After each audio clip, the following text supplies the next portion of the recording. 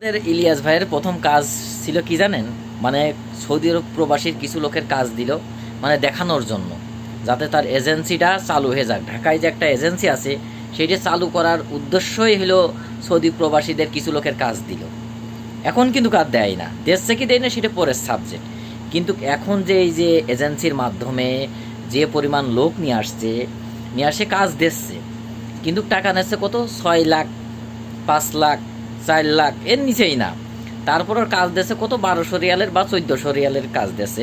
তারপরে পরে কি হবে, পরেরটা পরে দেখা যাবে। যাই হোক, তার উদ্দেশ্যটা কিন্তু ঠিকই কিন্তু সফলতা পেয়ে গেছে। কারণ কি উদ্দেশ্যটা ছিল যে প্রবাসীদের কাজ দেওয়ার পরে আমার এই এজেন্সিটার মাধ্যমে সবাই জানতে পারবে এবং বাংলাদেশে অনেক লোক আসবে। সেই উদ্দেশ্যটা কিন্তু সফলতা হয়ে গেছে।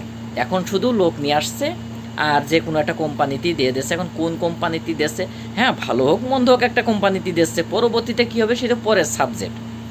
কিন্তু তার যে একটা সফলতা, যে এজেন্সিটা চালু করার দরকার ছিল, সেটা কিন্তু সফলতার সাকসেসফুল।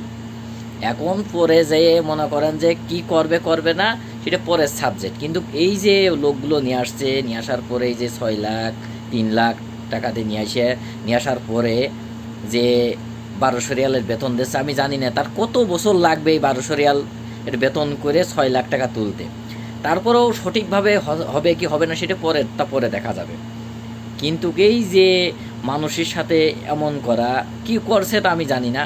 তো পরবর্তীতে ভবিষ্যতে বোঝা যাবে যে আসলে কিসের জন্য কি করলো।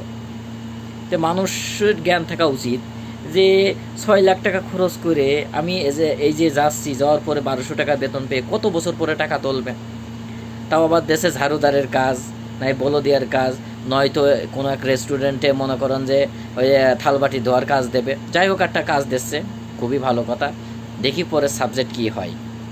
সবাই ভালো থাকবেন। আসসালামু আলাইকুম।